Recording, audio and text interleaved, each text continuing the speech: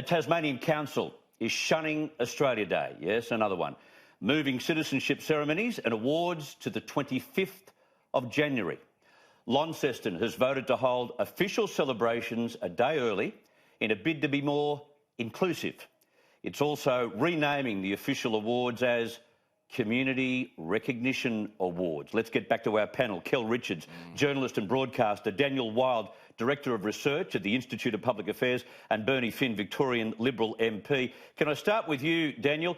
Who are these clowns who think they can rewrite history and change a national day from the pitiful council chambers? Can you believe this? No, it's hard to believe, Chris, and it's not inclusive. It's divisive what they're doing.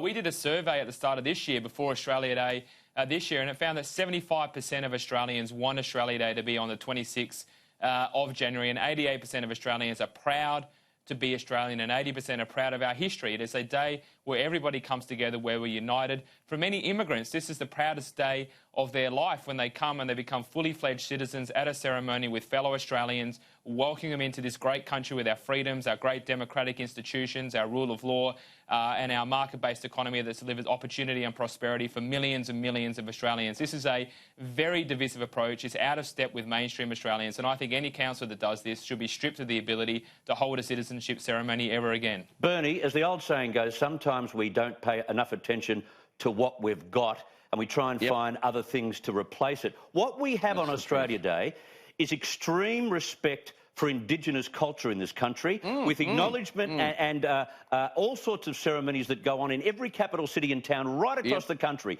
And there is a time to celebrate the fact that white and black came together with European settlement, and that is the other part of Australia Day. Why do we want to cut this in half? Well, it's all about, again, attacking Australia as we know it. And they will use anything. The left will use anything. And these councillors that you talk about, the clowns, these are largely Greens, nutbags they are, really dangerous and nutty people.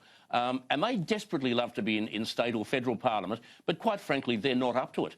So they use their council as a platform to attack Australia. This is not an attack on Australia Day. This is an attack on Australia. And that is something that we all have to accept. We all have to realise that's what these people are on about. They hate Australia.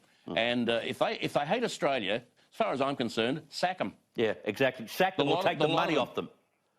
Yeah, take their money off. Just get rid of them. Get rid of them. Kel, I keep thinking back to the annals of history and the historians that wrote specifically about the orders that Arthur Phillip had, that James Cook had. Here we have people whose order was not to divide Indigenous people. The order was not to cannibalise Indigenous people. We've had some very, very bad events that occurred in various places, including Tasmania. But that's part of our history, and it's part of Australia Day. Yeah, and you've got to be honest about it.